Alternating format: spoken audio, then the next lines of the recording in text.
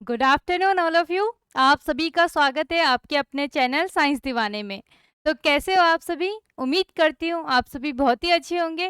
तो जैसा कि हमने बुक फर्स्ट की पूरी कंप्लीट कर चुके हैं, हम उसमें आपको पता होगा आपकी जो नई एनसीईआरटी के अकॉर्डिंग अकॉर्डिंग हमारी क्लासेस चल रही है। और इसमें हमने आपके एनसीईआरटी में इस बार आपके जो चैप्टर हैं वो 1 से 5 तक हैं।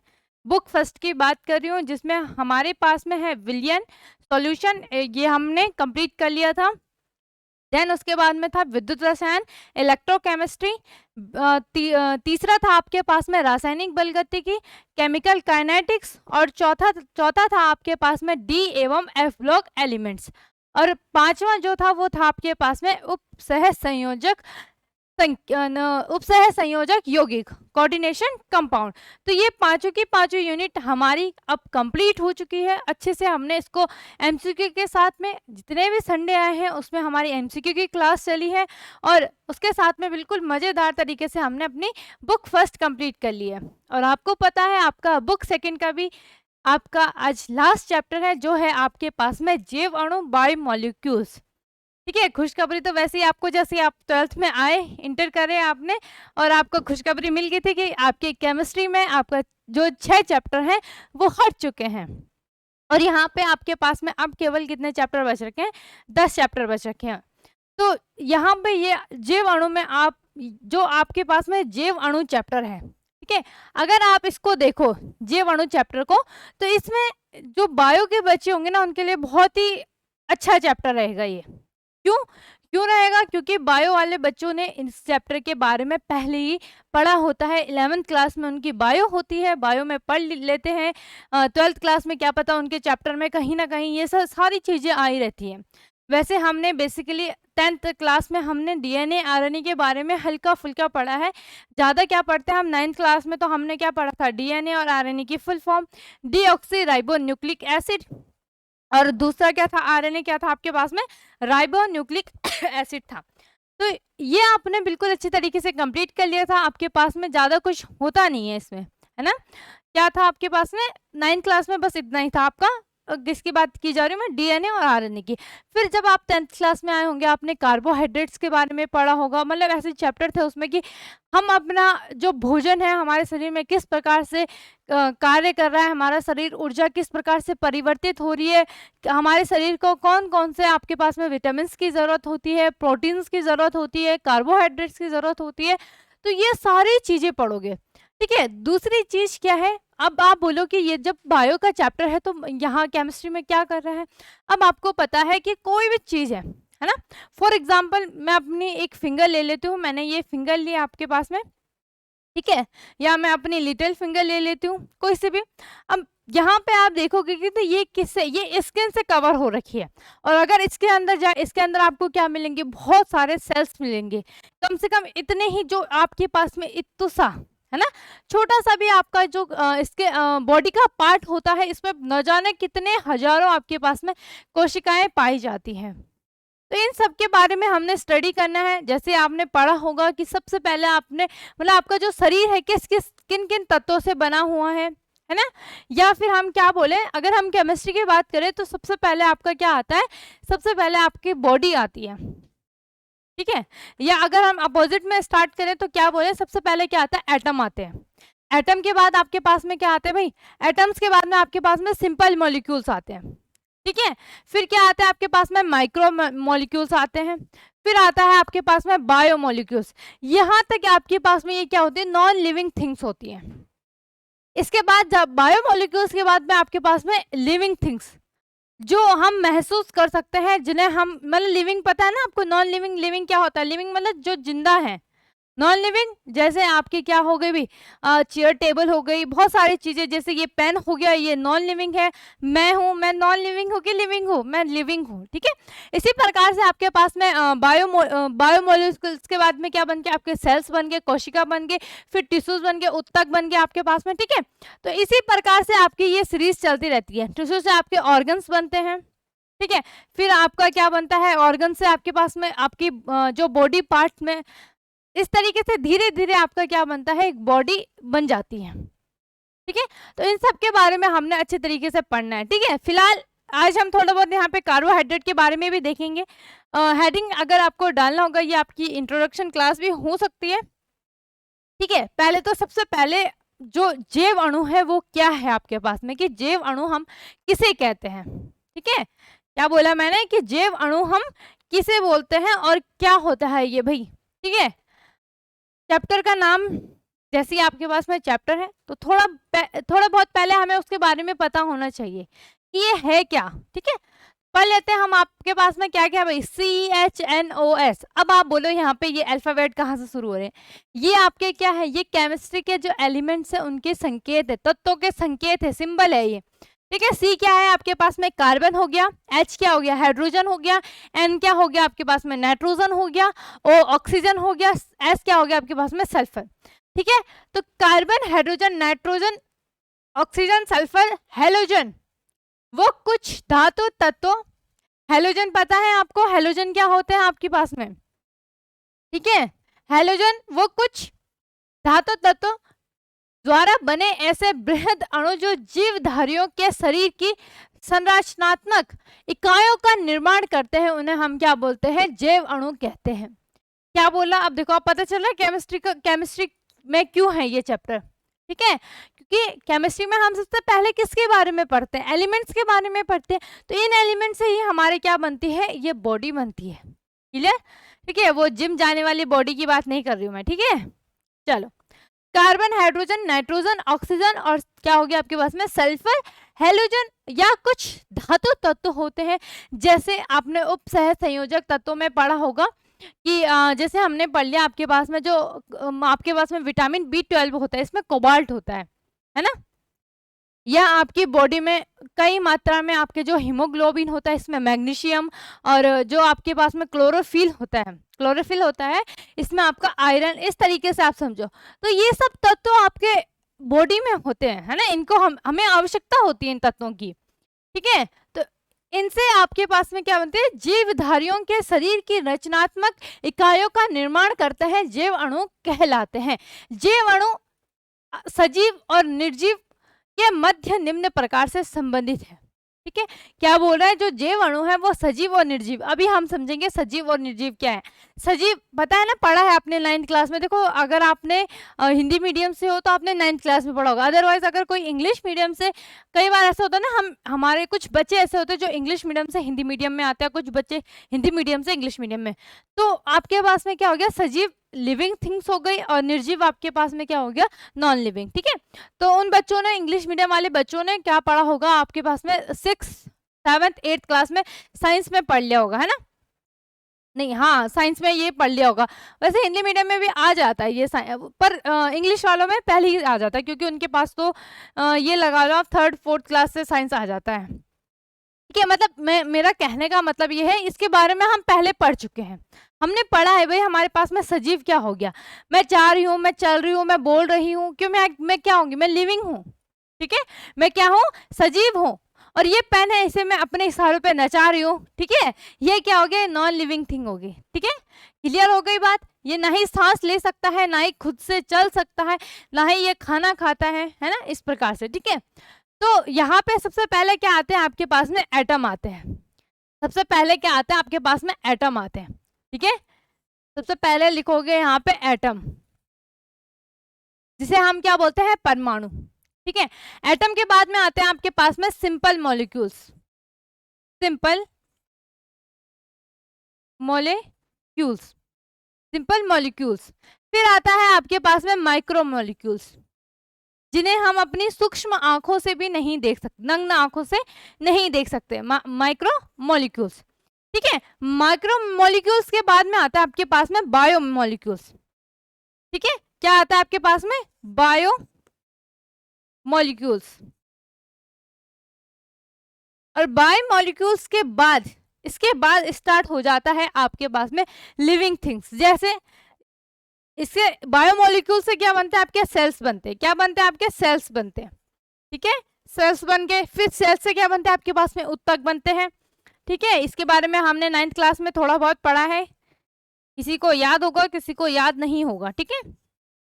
वैसे 10th क्लास में भी होता है आपके पास में टिश्यू, ठीक है। टिश्यू के बाद में आपके बनते हैं ऑर्गन, इसके बाद क्या बनते हैं, इनसे बनते हैं ऑर्गन, और ऑर्गन के बाद में क्या बनता है आपके पास में ऑर्गन सिस्टम। ठीक है, इसके बाद क्या बनता है आपके पास में ऑर्गन सिस्टम, सिस्टम, और ऑर्गन सिस्टम के बाद आपकी क्या बनती है, बॉडी बनती है। ठीक है, ऑर्गन सिस्टम के बाद, ऑर्गन सिस्टम के बाद आपकी क्या बनती है, बॉडी बनती है। थोड़ा सा मैं इसको लिख लेती हूँ भाई, यहाँ पे पूरा स्पेस नहीं हो रहा है तो इसको हम यहाँ पे लिख लेंगे। ठीक है, फटाफट से मेरे साथ में हिंदी में भी लिखा लूंगी आपको। ठीक है, पहले लिखना एटम, एटम के बाद मैंने क्या बोला आपको, सिंपल मॉलिक्यूल्स, मतलब बहुत सारे एटम से क्या बने, हमारे सिंपल मॉलिक्यूल्स बने। क्या बने आपके पास में, सिंपल मॉलिक्यूल्स बने, मॉलिक्यूल्स। ठीक है, सिंपल मॉलिक्यूल्स से आपके बहुत सारे सिंपल मॉलिक्यूल्स से आपके क्या बने, माइक्रो मॉलिक्यूल्स, और बहुत सारे माइक्रो मॉलिक्यूल्स से क्या बने आपके पास में, बायो मॉलिक्यूल्स। क्या बना ये, बायो मॉलिक्यूल्स। ठीक है, और बहुत सारे बायो मॉलिक्यूल्स से आपके पास में क्या बने, बहुत सारे बायो मॉलिक्यूल से बने आपके पास में सेल्स, और बहुत सारे सेल्स से क्या बने आपके पास में, टिश्यू। ठीक है, बहुत सारे सेल्स से क्या बने, टिश्यू। ठीक है भाई, और बहुत सारे टिश्यू से क्या बने आपके, ऑर्गन बने। ठीक है, बहुत सारे टिश्यू से क्या बने आपके पास में, ऑर्गन, और ऑर्गन से क्या बना आपका, ऑर्गन सिस्टम, ऑर्गन सिस्टम। जैसे आपकी क्या हो गई, किडनी हो गई, लीवर हो गया, है ना। ठीक है, और ऑर्गन सिस्टम से क्या बना आपके पास में, बॉडी। ठीक है, ऑर्गन सिस्टम से क्या बनी आपकी, बॉडी।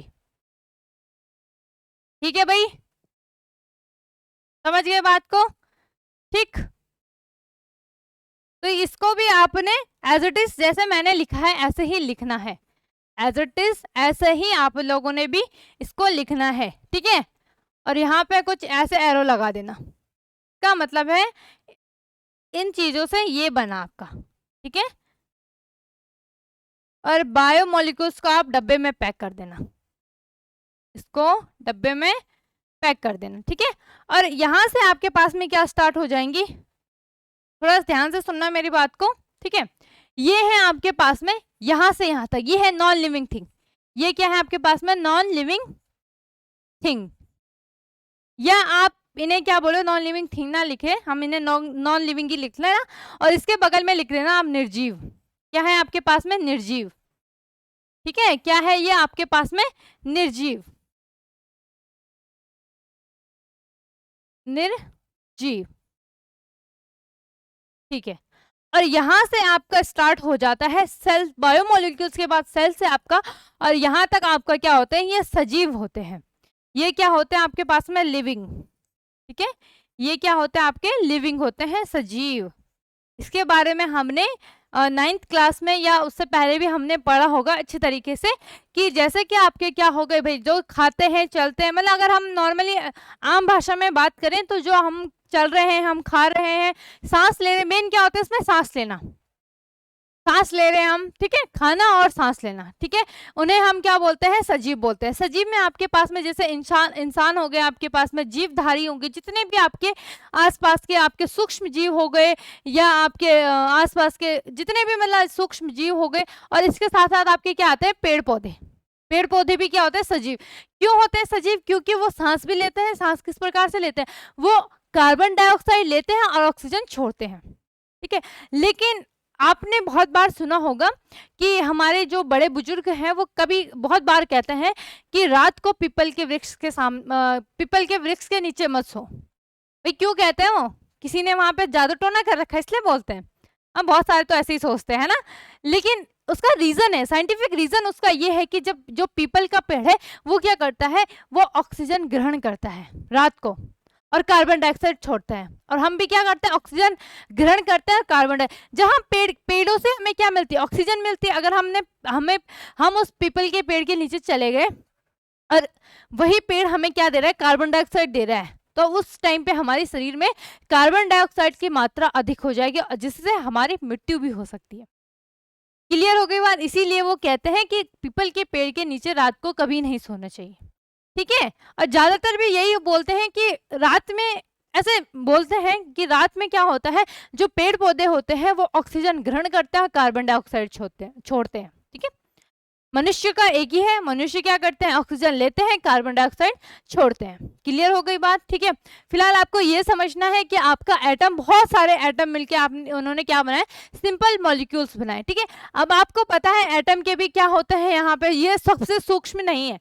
एटम से भी एटम के भी क्या है, 3 पार्ट है। कौन कौन से, आपका न्यूट्रॉन, प्रोटॉन, इलेक्ट्रॉन। क्लियर हो गई बात, ठीक है। क्या है, एटम के भी यहाँ पे आपके पास में 3 सब पार्ट है, electron, neutron, proton. Electron negative charge होता है, ठीक है। इलेक्ट्रॉन की खोज किसने करी, आपके पास में चैडविक ने करी थी, ठीक है। प्रोटॉन क्या हो गया आपके पास में, प्रोटॉन की खोज किसने करी थी, रदरफोर्ड ने करी थी। क्लियर। और इलेक्ट्रॉन, प्रोटॉन, न्यूट्रॉन की खोज किसने करी थी आपके पास में, सॉरी, इलेक्ट्रॉन की खोज थॉमसन ने करी, थॉमसन ने करी थी, ठीक है। और प्रोटॉन की खोज वैसे चैडविक ने करी थी, लेकिन जो नाम दिया था वो रदरफोर्ड ने दिया था। और न्यूट्रॉन की खोज आपने किसने करी थी भाई, क्या था वो, ईंट पे नाच, चैडविक ने करी थी, ठीक है। क्लियर हो गई बात यहाँ पे, ठीक है। प्रोटॉन का केवल नाम दिया था रदरफोर्ड ने, और रदरफोर्ड ने किसकी खोज करी थी, नाभिक की खोज करी थी। ये सब मैंने आपको पढ़ा रखा है, ठीक है। फिलहाल आपको वहां ज्यादा ध्यान नहीं देना है। क्या ध्यान रखोगे, एटम याद रखोगे, बहुत सारे एटम से आपके सिंपल मॉलिक्यूल्स बने, यहाँ पे साधारण अणु, ठीक है। और वहां पे फिर क्या लिखोगे, यहाँ पे क्या लिखोगे, परमाणु, साधारण अणु, साधारण अणु के बाद क्या लिखोगे, माइक्रो मॉलिक्यूल, सूक्ष्म आपके पास में अणु। फिर आपके क्या आते हैं, बायो मॉलिक्यूल्स आते हैं। फिर आपके कोशिका आ गई, उत्तक आ गए, ऑर्गन सिस्टम और बॉडीज, ठीक है। क्लियर हो गई बात, फटाफट से स्क्रीनशॉट ले लो, आगे बढ़ते हैं हम इसमें। चलो, इतनी बात आई समझ में आपको, आगे देखते हैं आगे क्या है। अब है आपके पास में कार्बोहाइड्रेट्स, ठीक है। नॉर्मली हमने सुना होता है कि हमारे शरीर को कार्बोहाइड्रेट्स की जरूरत होती है ना। या हम क्या सुनते हैं कि हमें, मतलब हमने पढ़ा है, सुनना तो क्या है, पर हमने पढ़ा है कि हमारे शरीर को विटामिन की जरूरत होती है, प्रोटीन्स की जरूरत होती है, कार्बोहाइड्रेट्स की जरूरत होती है ना। और किस किस चीज की जरूरत होती है, वर्षा की जरूरत होती है। ये सब चीजों की आपको अपने बॉडी को डेवलप करने के लिए इन सब चीजों की हमें क्या होती है, आवश्यकता होती है। दूसरी चीज हमने पढ़ा है कि जो चावल होते हैं या इत्यादि जो चावल से बनते हैं, उनमें क्या पाया जाता है, सबसे अधिक मात्रा में क्या पाया जाता है, कार्बोहाइड्रेट्स पाया जाता है। फिलहाल हम यहाँ पे आते हैं कि यहाँ पे कार्बोहाइड्रेट्स क्या है आपके, कि CHO, ठीक है। क्या है ये CHO, कार्बन, हाइड्रोजन, ऑक्सीजन तत्वों द्वारा बने ऐसे जैव अणु कार्बनिक यौगिक जो, अब यहाँ पे एक चीज ध्यान रखना कि आपके पास में एक फॉर्मूला है, ये है आपके पास में CxH2O, ठीक है। क्या है यहाँ पे आपके पास में, CxH2O, ठीक है। सूत्र द्वारा प्रदर्शित किए जाते हैं, इनका नाम कार्बन के हाइड्रेट, हाइड्रेट क्या हो गया आपके पास में, H2O, है ना। पढ़ा है हमने, हाइड्रेट क्या होता है आपके पास में, H2O। ये अगर अब मैं आपको थोड़ा सा याद दिला देती हूँ, अगर आपने उप सह संयोजक पढ़ा है, उसमें हमने क्या पढ़े, उप सह संयोजन यौगिकों पे के बारे में पढ़ा था। तो उसमें हमने क्या क्या पढ़ा था, लिगेंड्स के बारे में पढ़ा था, समन्वय मंडल के बारे में पढ़ा था, आयनन मंडल के बारे में पढ़ा था। अभी बताऊंगी क्यों बता रही हूँ मैं यहाँ पे, है ना। तो जब हमने IUPAC नाम पढ़ा था, तो मैंने क्या बोला था, समन्वय मंडल के अंदर अगर H2O होगा तो उसे हम क्या पढ़ते हैं, एक्वा, और समन्वय मंडल के बाहर होगा तब हम उसे क्या पढ़ते हैं, हाइड्रेट। क्लियर हो गई बात। तो H2O को यहाँ पे जल मत लिख देना, या आप क्या मत लिख देना, हाइड्रोजन ऑक्सीजन मत लिख देना, ठीक है। क्या लिखोगे, क्या लिखोगे, हाइड्रेट लिखोगे, ठीक है। कार्बन के हाइड्रेट होने के कारण इन्हें क्या बोलते हैं, क्या बोलते हैं इनमें, कार्बोहाइड्रेट बोलते हैं। क्या बोलते हैं इनको, हम कार्बोहाइड्रेट बोलते हैं, ठीक है। कार्बोहाइड्रेट हम इनको बोलते हैं, ठीक है। ये एक ही मात्रा है यहाँ पे। क्लियर हो गई बात कि जो हमारे कार्बन, हाइड्रोजन और ऑक्सीजन तत्वों से बने जैव अणु, जिनका सूत्र क्या होता है आपके पास में, सूत्र क्या होता है भाई, CxH2O, सूत्र द्वारा प्रदर्शित करते हैं। इनका नाम क्या है आपके पास में, इन्हें हम क्या बोलते हैं, कार्बन के हाइड्रेट होने के कारण इनको क्या बोलते हैं, कार्बोहाइड्रेट बोलते हैं। क्लियर हो गई बात यहाँ पे, ठीक है। मॉलिक्यूलर फॉर्मूला क्या है इनका, यहाँ पे अगर हम लिखें, इसकी बात करें अगर हम, यहाँ पे मॉलिक्यूलर, यहाँ पे हम लिखे मॉलिक्यूलर फॉर्मूला, तो क्या बनेगा भाई, क्या बन रहा है यहाँ पे मॉलिक्यूलर फॉर्मूले में, क्या बन रहा है आपके पास में, कार्बन प्लस हाइड्रोजन, है ना, क्या बन रहा है आपके पास में, कार्बन प्लस हाइड्रोजन, ये क्या बन रहा है, इसका मॉलिक्यूलर फॉर्मूला बन रहा है यहाँ पे। क्लियर हो गई बात, ठीक है। अब हमने थोड़ा सा हम इसको समझते हैं, एक टेबल बना देती हूँ मैं आपको, ज्यादा अच्छे से क्लियर हो जाएगा। एक टेबल बनाओ, यहाँ पे लिखो आप, पहले लिखो आप मॉलिक्यूल्स, पहले क्या लिखो, मॉलिक्यूल्स, अणु, ठीक है, पहले क्या लिखो आप, मॉलिक्यूल्स, अणु, बगल में लिख देना भाई, ठीक है। दूसरा लिखो उसमें आप मॉलिक्यूलर फॉर्मूला, ठीक है, दूसरा क्या लिखो उसमें, मॉलिक्यूलर फॉर्मूला,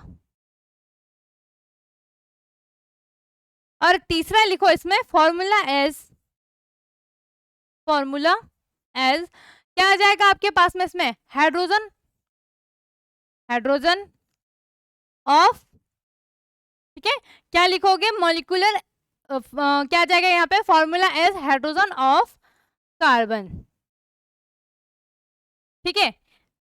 चलो मॉलिक्यूल्स लिख लिया, मॉलिक्यूल्स मैं लिखूंगी यहाँ पे, कौन कौन से मॉलिक्यूल्स लिख रही हूँ मैं, लिखूंगी एक, लिखूंगी मैं यहाँ पे ग्लूकोज, सबसे कॉमन है, ठीक है, क्या लिखा मैंने यहाँ पे, ग्लूकोज। फटाफट से मुझे ग्लूकोज का फॉर्मूला बताओ जल्दी से, किस किस को पता है ग्लूकोज का फॉर्मूला क्या होता है, तो क्या होता है इसका, ग्लूकोज का फॉर्मूला क्या होता है, यहाँ पे आपके पास में अणुसूत्र, ठीक है, यहाँ पे क्या लिख देना, अणुसूत्र लिख देना या आणविक सूत्र लिख देना, C6H12O6, ठीक है, क्या होता है C6H12O6, क्या मैं इसको ऐसे लिख सकती हूँ, C6H2O, और यहाँ पे भी मैंने क्या लिखा दिया, 6 लिख सकती हूँ। तो ये फॉर्मूला बन रहा है हमारा, क्या लिखा, CXH2O और यहाँ पे Y, हो सकता है आपके पास में कभी XY सेम हो, समान हो, कभी अलग अलग भी हो सकता है। क्लियर हो गई बात, इतनी समझ गए।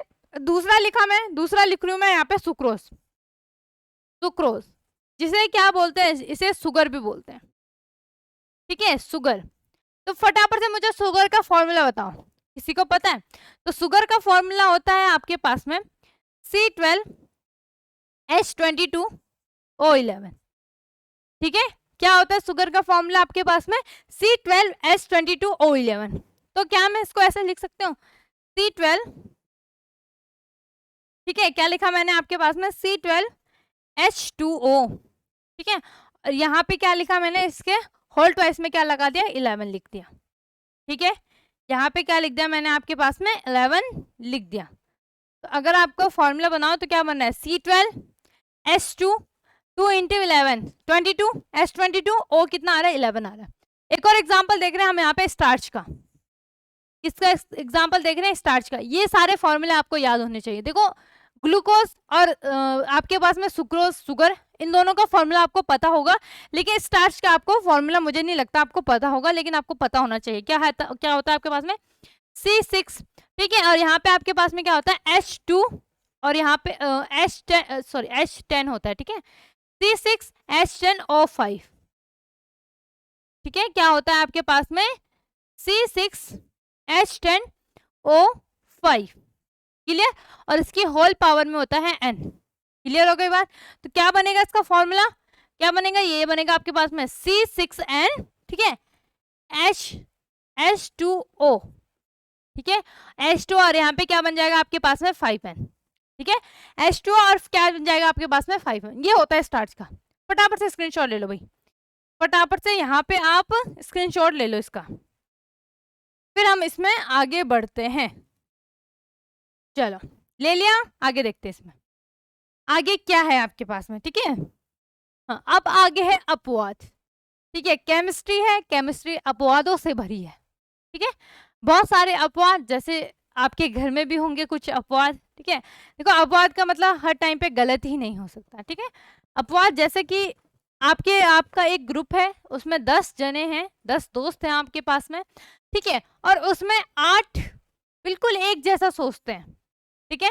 वो 8 लोग सोचते हैं कि पढ़ाई करने से हमारा जो फ्यूचर होगा वो बहुत अच्छा होगा, ब्राइट फ्यूचर होगा हमारा। हम अगर अच्छे से धीरे धीरे तैयारी करते रहेंगे, अच्छे तरीके से रोज पढ़ते रहेंगे, तो हमारे बिल्कुल आराम से बोर्ड में कितने मार्क्स आ जाएंगे, 90+ आराम से आ जाएंगे, कोई बड़ी बात नहीं है, ठीक है। और 2 बच्चे आपके ग्रुप में, आपके जो फ्रेंड्स हैं, 2 बच्चे ऐसे हैं जिनका पढ़ने का बिल्कुल मन नहीं करता है और उन्हें कोई इंटरेस्ट नहीं है 90+ लाने में। ठीक है, तो ये दो क्या हो जाएंगे यहाँ पे आपके अपवाद हो जाएंगे। ये दो क्या हो जाएंगे आपके अपवाद हो जाएंगे जो आपसे थोड़ा अलग सोच रहे हैं। ठीक है, तो फिलहाल हम केमिस्ट्री का अपवाद देखते हैं यहाँ पे किस प्रकार से यहाँ पे अपवाद उत्पन्न हो रहा है। चलो देखते हैं हम इसको। क्या है आपके पास में एसिटिक एसिड। ठीक है, अब फटाफट से एसिटिक एसिड का फॉर्मूला चल लिखा है यहाँ पे। ठीक है, CH3COOH। ठीक है, और लिखेंगे कैसे किस प्रकार से यहाँ पे C2H2OO, इस प्रकार से लिख लिया, एसिटिक एसिड हो गया आपके पास में। ठीक है, अपवाद क्या है यहाँ पे आपके पास में एसिटिक एसिड है। किसकी बात करी जा रही है, कार्बोहाइड्रेट में। ठीक है, किसकी बात कर रही हूँ मैं, कार्बोहाइड्रेट में मैं उसकी बात करूँ कि यहाँ पे जो अपवाद है आपके पास में वो अपवाद क्या है, एसिटिक एसिड है। ठीक है, ये मॉलिक्यूलर फॉर्मूला को सेम एज वैसे ही यहाँ पे प्रदर्शित कर रहा है, लेकिन उसके बावजूद भी ये कार्बोहाइड्रेट नहीं है। कार्बन और हाइड्रोजन के मॉलिक्यूल्स तो हैं इसमें, ऑक्सीजन के मॉलिक्यूल्स भी हैं, और ये उस फॉर्मूला को मतलब उस फॉर्मूला को वेरीफाई भी कर रहा है ना, सत्यापित भी कर रहे हैं। लेकिन अगर आपको पता है एसिटिक एसिड का यूज क्या होता है, वो तो एक एसिड होता है, क्या वो कार्बोहाइड्रेट के रूप में यहाँ पे कार्य नहीं करता है। तो ये क्या हो जाता है यहाँ पे आपके पास में अपवाद हो जाता है। तो इस बात को अच्छे से ध्यान रख लेना भाई, ये आपको MCQ में 1 नंबर में पूछ सकता है। ठीक है, बहुत इजी क्वेश्चन है। क्या पूछेगा कि कार्बोहाइड्रेट का अपवाद कौन है, क्या है, उसके बारे में बताइए, इस प्रकार से। या सिंपल सा क्वेश्चन पूछेगा कि कार्बोहाइड्रेट में अपवाद क्या होता है, 2 बना देगा, ग्लूकोज बना दिया, एसिटिक एसिड बना दिया, फ्रक्टोज बना दिया आपके पास में, और दूसरा क्या बना दिया भाई, मेथनोइक एसिड बना दिया, है ना। तो अपवाद क्या हो जाएगा उसमें, आपका अपवाद होगा वो क्या होगा, एसिटिक एसिड। इसमें क्या होगा, कार्बोहाइड्रेट में अपवाद होगा। क्लियर हो गई बात। चलो आगे बढ़ते हैं हम। यहाँ पे आपके पास में हेडिंग है आपके पास में, कार्बोहाइड्रेट की आधुनिक अवधारणा क्या है। ठीक है, आधुनिक अवधारणा यहाँ पे कार्बोहाइड्रेट की क्या है, ये जो है ये आपने एक अवधारणा ये है। ठीक है, सॉरी, ये है एक अवधारणा तो आपकी। ठीक है, और अगर हम बात करें जाए आधुनिक अवधारणा की, तो आधुनिक अवधारणा क्या है कार्बोहाइड्रेट की, कि ऐसे कार्बनिक यौगिक जो पॉलीहाइड्रोक्सिक कीटोन, ठीक है, क्या बोल रहा है यहाँ पे आपके पास में, ऐसे कार्बनिक यौगिक जो पॉलीहाइड्रोक्सिक कीटोन, ठीक है, या पॉलीहाइड्रोक्सी एल्डिहाइड उत्पन्न होते हैं, उन्हें हम क्या बोलते हैं, कार्बोहाइड्रेट बोलते हैं। ठीक है, पॉली मतलब बहुत सारे मॉलिक्यूल्स यहाँ पे क्या हो जाएंगे, कीटोन के हो जाएंगे, और बहुत सारे मॉलिक्यूल्स आपके पास में किसके हो जाएंगे, एल्डिहाइड के। क्लियर हो गई बात।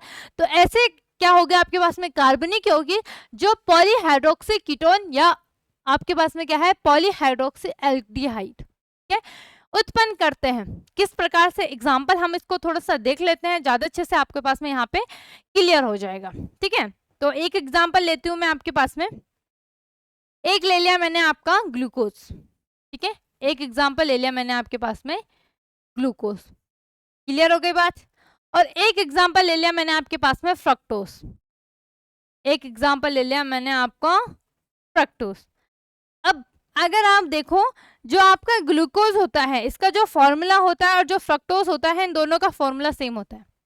ठीक है, इसका फॉर्मूला होता है आपके पास में C6H12O11, C6H12O6। ठीक है, बात करें अगर फ्रक्टोज की, तो फ्रक्टोज का फॉर्मूला भी सेम होता है, ये होता है आपके पास में C6H12, ठीक है, और O6। किस प्रकार से, थोड़ा सा ध्यान देखेंगे, अगर हम इसकी संरचना बनाए यहाँ पे, ठीक है, अगर हम इसकी संरचना में गौर फरमाते हैं तो किस प्रकार से बनेगी, तो ये बनती है आपके पास में C, ठीक है, और यहाँ पे आपके पास में क्या बना, डबल बॉन्ड O, और यहाँ पे आपका H। ठीक है, या आपके पास में किस प्रकार से बने, चलो यहाँ पे हम इसको फिलहाल बना देते हैं ना, ये बना। ठीक, इसमें थोड़ा ध्यान देना है, ये बना आपके पास में ग्लूकोज का, और फिर यहाँ पे आपका OH आया, यहाँ पे आपके पास में क्या आया, H आया। ठीक है, फिर C, फिर यहाँ पे H, यहाँ पे आपके पास में क्या बनता है, OH, C OH H। कितने कार्बन हो गए, 4 कार्बन हो गए, 5 कार्बन 6 कार्बन। ठीक है, और यहाँ पे आपके पास में क्या है, OH आया, यहाँ पे आपके पास में क्या है, H, हाइड्रोजन। OH क्या हो गया आपके पास में, हाइड्रोक्सी हो गया, ठीक है। पॉलीहाइड्रोक्सी एल्डिहाइड और पॉलीहाइड्रोक्सी क्या करते हैं यहाँ पे, कीटोन उत्पन्न करते हैं, ठीक है। और यहाँ पे आपके पास में क्या हो गया, ये H हो गया, यहाँ पे OH हो गया, और यहाँ पे आपके पास में क्या बन गया, ये H बन गया। फ्रक्टोज का देखते हैं, अगर हम फ्रक्टोज का देखें तो क्या बना आपका CH OH, यहाँ पे भी आपके पास में क्या बना H, ठीक है। फिर यहाँ पे C, फिर डबल बॉन्ड O, ठीक है। फिर यहाँ पे आपका H, यहाँ पे OH, ठीक है। C बना, यहाँ OH, यहाँ पे आपका H C H OH, ठीक है। फिर एक कितने कार्बन हो गए, 1 2 3 4 5 और एक 6 कार्बन, ठीक है। तो लास्ट में भी आपके पास में क्या बन रहा है, यहाँ पे OH और यहाँ पे आपका क्या बन रहा है H और यहाँ पे H। तो दोनों अगर आप देखो तो एक में आपके पास में एल्डिहाइड प्रदर्शित हो रहा है और दूसरे वाले में आपके पास में कीटोन प्रदर्शित हो रहा है, ठीक है। काउंट करो भाई सबको, कितने हो रहे हैं आपके पास में, कितने हो रहे हैं, 1 2 3 4 5 6 7 8 9 10 11 12, ठीक है। 12 ऑक्सीजन हाइड्रोजन हो गए, 1 2 3 4 5 6, ठीक है। सब यहाँ पे आपके पास में बराबर बन चुके हैं, ठीक है। तो अगर आप यहाँ पे देखो तो आपके पास में कीटोन प्रदर्शित हो रहा है आपको यहाँ पे, ठीक है। यहाँ पे आपको क्या प्रदर्शित हो रहा है, एल्डिहाइड, है ना। क्या प्रदर्शित हो रहा है यहाँ पे आपके पास में, एल्डिहाइड। तो ये आपका क्या बनाता है, यहाँ पे आपके पास में क्या बनाता है, ये बनाता है आपका, एक बनाता है कीटोन पॉलीहाइड्रोक्सी कीटोन, दूसरा बनाता है आपके पास में पॉलीहाइड्रोक्सी एल्डिहाइड। क्लियर हो गई मेरी इतनी बात। फटाफट से यहाँ पे स्क्रीनशॉट ले लो, फिर हम आगे बढ़ते हैं। ले लिया होगा, आगे देखते हैं इसमें आगे क्या है आपके पास में, ठीक है। अब थोड़ा सा इंपॉर्टेंट यहाँ पे स्टार्ट हो जाता है आपके पास में, क्या है कि कार्बोहाइड्रेट के किस कार्बोहाइड्रेट को किस प्रकार से वर्गीकृत किया गया है, या निम्न को उदाहरण सहित समझाइए। पहला आपके पास में शर्करा, पॉलीसैकेराइड, ओलिगोसैकेराइड, मोनोसैकेराइड, तीनों के तीनों इंपॉर्टेंट है, तीनों के तीनों यहाँ पे क्या है, इंपॉर्टेंट है, ठीक है। 2 नंबर में पूछ सकता है, 5 नंबर में पूछ सकता है, लेकिन यहाँ से पूछेगा जरूर, एक क्वेश्चन यहाँ से जरूर बनेगा आपका। तो थोड़ा इस बात को अच्छे से समझ लेना इसको, ठीक है। क्या है आपके पास में कि कार्बोहाइड्रेट के निम्न 2 प्रकार से वर्गीकृत इसको किया गया है। कार्बोहाइड्रेट के एक तो स्वाद के आधार पे, है ना, एक किसके आधार पे, स्वाद के आधार पे। स्वाद के आधार पे क्या है, एक है शर्करा, एक है अशर्करा। अब बताओ शर्करा मतलब मैंने क्या बोला, चीनी, मतलब इस प्रकार से आप समझ लो कि शर्करा होगा तो क्या होगा, मीठा होगा, है ना। तो क्या है आपके पास में कि ऐसे कार्बोहाइड्रेट जिनका स्वाद क्या होता है, मीठा होता है, ठीक है। ऐसे कार्बोहाइड्रेट जिनका स्वाद क्या होता है, मीठा होता है। एग्जाम्पल अगर मैं लूं यहाँ पे, तो एग्जाम्पल में आ गया आपके पास में, जैसे क्या क्या हो गया भाई, आपका एक एग्जाम्पल हो गया ग्लूकोज, है ना। स्वाद करा है आपने ग्लूकोज को कभी, करा है भाई, हम पानी के साथ में एनर्जी लाने के लिए पीते हैं, है ना। दूसरा हो गया आपके पास में फ्रक्टोज, क्या हो गया, फ्रक्टोज, ठीक है। हाँ, कुछ बच्चों को अगर हिंदी में लिखना होगा तो हिंदी में लिख लेना, ठीक है। क्या होता है आपके पास में, ग्लूकोज, और यहाँ पे आपका क्या होता है, फ्रक्टोज, ठीक है। क्या होता है आपके पास में, ग्लूकोज, और दूसरा क्या होता है, फ्रक्टोज, ठीक है। स्पेलिंग मतलब वो देख लेना, ठीक है। ग्लूकोज हो गया, फ्रक्टोज हो गया, तीसरा होता है आपके पास में माल्टोज, ठीक है। तीसरा क्या होता है, माल्टोज, और एक होता है आपके पास में लैक्टोज। ये सारे शर्करा के एग्जाम्पल में है, ठीक है, लैक्टोज। और एक होता है आपके पास में सुक्रोज, ठीक है। एक क्या होता है, सुक्रोज,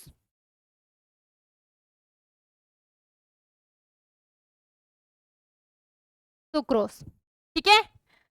क्लियर हो गई बात, क्या क्या बोला मैंने, ऐसे कार्बोहाइड्रेट जिनका स्वाद मीठा होता है, जैसे आपके पास में क्या हो गया, ग्लूकोज हो गया, फ्रक्टोज हो गया, माल्टोज हो गया, लैक्टोज हो गया, और क्या हो गया, सुक्रोज हो गया। क्लियर हो गई बात, याद रहेगा।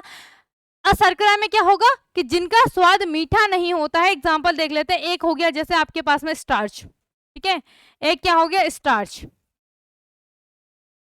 ठीक है, स्टार्च। और एक होता है आपके पास में सेलुलोस, सेलुलोस, ठीक है।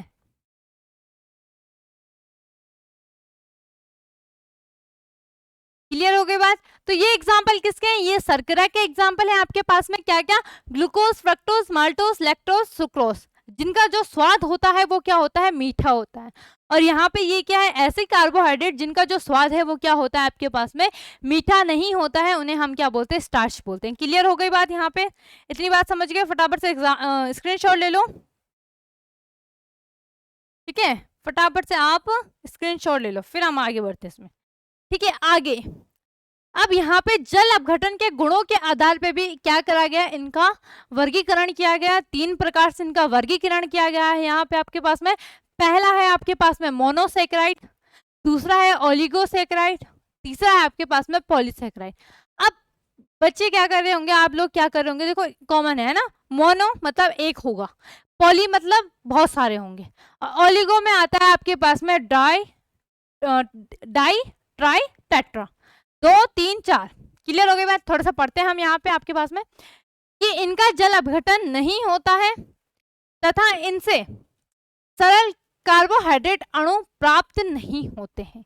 क्या बोल रहा है, इनका हम जल अपघटन नहीं कर सकते हैं। एक आपके पास में क्या है, एल्डोज है, दूसरा आपके पास में क्या है, कीटोज। क्लियर हो गई बात। दूसरा क्या है आपके पास में, कीटोज। क्लियर। ओलिगोसैकेराइड में क्या होता है, इनका जल अपघटन से सीमित 2-10 अणु मोनोसैकेराइड प्राप्त होते हैं। क्लियर हो गई बात कि जो ओलिगो होंगे इनसे 2 से 10 अणु क्या प्राप्त होते हैं, हमें मोनोसैकेराइड के प्राप्त होते हैं। पहला है आपके पास में डाइसैकेराइड, ट्राइसैकेराइड, टेट्रा, इनके बारे में भी हम आगे की क्लास में पढ़ेंगे अच्छी तरीके से। ठीक है, आपके पास में तीसरा क्या है, पॉलीसैकेराइड। पॉलीसैकेराइड में क्या है, इनके जल अपघटन से असीमित असंख्य अणु मोनोसैकेराइड हमें प्राप्त होते हैं, इसे हम क्या बोलेंगे, पॉलीसैकेराइड कहेंगे। क्लियर होगी बात। मोनोसैकेराइड, ओलिगोसैकेराइड और आपके पास में क्या हो गया, पॉलीसैकेराइड। ठीक है, क्लियर। मोनोसैकेराइड में क्या होता है, इनका जल अपघटन नहीं होता है, समझ गए बात यहाँ पे। ठीक है, और जो क्या होता है, इनका जल अपघटन नहीं होता है और इनसे सरल कार्बोहाइड्रेट अणु हम प्राप्त नहीं होते हैं। समझ गए इतनी बात। ठीक है, दूसरा है आपके पास में ओलिगोसैकेराइड। ओलिगोसैकेराइड के भी 3 प्रकार है, डाइसैकेराइड, ट्राइसैकेराइड, टेट्रासैकेराइड। ठीक है, डेफिनेशन क्या लिखोगे कि इनका जल अपघटन से सीमित 2 से 10 अणु मोनोसैकेराइड के प्राप्त होते हैं, इन्हें हम, इन सैकेराइड को हम क्या बोलते हैं, ओलिगोसैकेराइड कहते हैं। पॉलीसैकेराइड में क्या लिखोगे, इनके जल अपघटन से असीमित संख्या में, जो हमने लिखा था ना, एक आपने देखा होगा मैंने क्या लिखा था, जो आपको एक एग्जांपल बताया था मैंने किसका, स्टार्च का, है ना। क्या बताया था वहां पे आपके पास में, सी क्या था आपके पास में, C6H10O5 और उसके ब्रैकेट में क्या था, होल N, है ना। ठीक है, इनके जल अपघटन से असीमित असंख्य अणु मोनोसैकेराइड के प्राप्त होते हैं। फटाफट से स्क्रीनशॉट ले लो, कल की क्लास में हम इससे भी आगे पढ़ेंगे आपके पास। ठीक है, तो स्क्रीनशॉट ले लो भाई, फिर हम आगे इसमें कल की क्लास में देखेंगे आपके पास में क्या क्या है। ठीक है, चलो फटाफट से रिवीजन कर लेते हैं। तो जैव अणु क्या होते हैं, carbon, hydrogen, nitrogen, oxygen, sulphur या हैलोजन वो कुछ अन्य धातु, ठीक है, द्वारा बने ऐसे वृहत अणु जो जीवधारियों के शरीर की संरचनात्मक या रचनात्मक इकाइयों का निर्माण करते हैं, उन्हें हम क्या बोलते हैं, जैव अणु कहते हैं। ठीक है, क्लियर हो गई बात।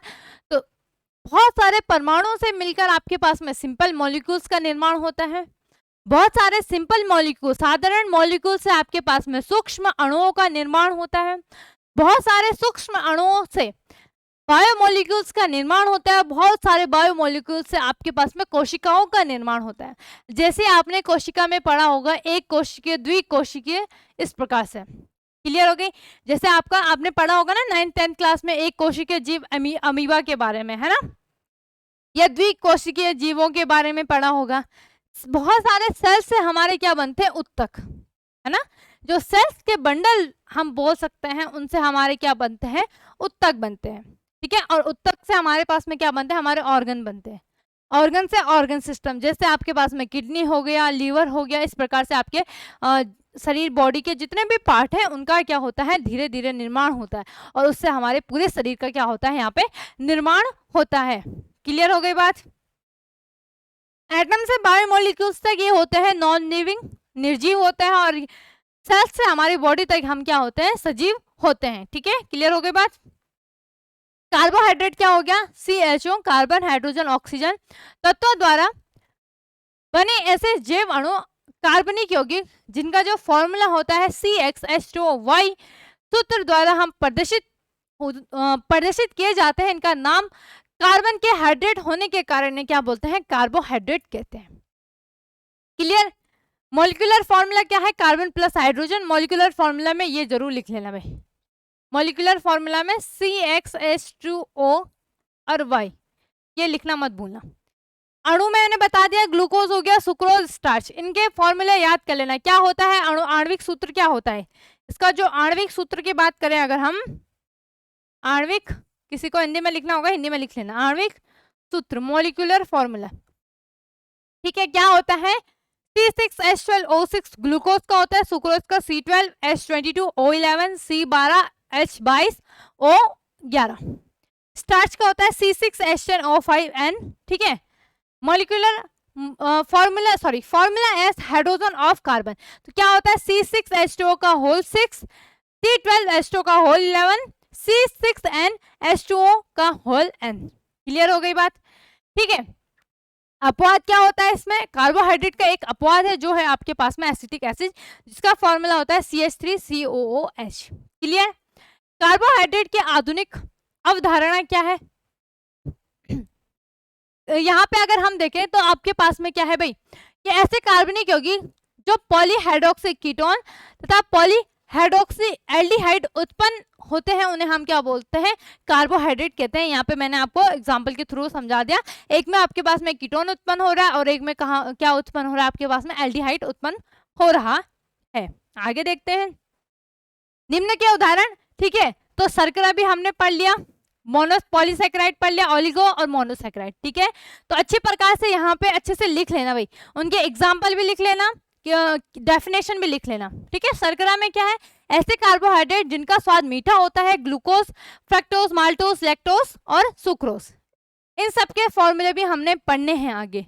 ठीक है, और इनके अभी आप क्या पढ़ोगे भाई, आपने अभी इनके वो भी पढ़ना है, इक्वेशन, समीकरणें भी पढ़नी है, केमिकल समीकरण, केमिकल इक्वेशन। ठीक है, शर्करा क्या हो गया, जिनका स्वाद मीठा नहीं होता, इसमें स्टार्च और क्या हो गया आपके पास में, सेलुलोज हो गया। ठीक है, मोनोसैकेराइड में इनका जल अपघटन नहीं होता है तथा इनसे सरल कार्बोहाइड्रेट अणु हम प्राप्त नहीं कर सकते, एल्डोज और कीटोस। ओलिगो में क्या है, इनका जल अपघटन सीमित 2 से 10 अणुओं मोनोसैकेराइड के प्राप्त होते हैं, डाई में 2 होंगे, ट्राई में 3, टेट्रा में 4 होंगे। ठीक है, पॉली में क्या होंगे, इनके जल अपघटन से असीमित संख्या में क्या प्राप्त होते हैं, मोनोसैकेराइड हमें प्राप्त होते हैं। इनके बारे में भी हम कल पढ़ेंगे। ठीक है, ये डाइसैकेराइड हो गया, ट्राई, टेट्रा, इन सब के बारे में हम कल की क्लास में अच्छे तरीके से पढ़ लेंगे भाई। ठीक है, तो ये सब आपको अच्छे तरीके से आपने पढ़ लेना है। किसी को अगर कोई भी डाउट हो तो कमेंट सेक्शन में आपका वेलकम है, तो कुछ भी अगर आपको नहीं समझ में आ रहा है, डाउट है, तो पूछ लेना। ठीक है, तो फिलहाल हम आज के लिए इतना ही रखते हैं, मिलते हैं नेक्स्ट डे नेक्स्ट टॉपिक के साथ। धन्यवाद।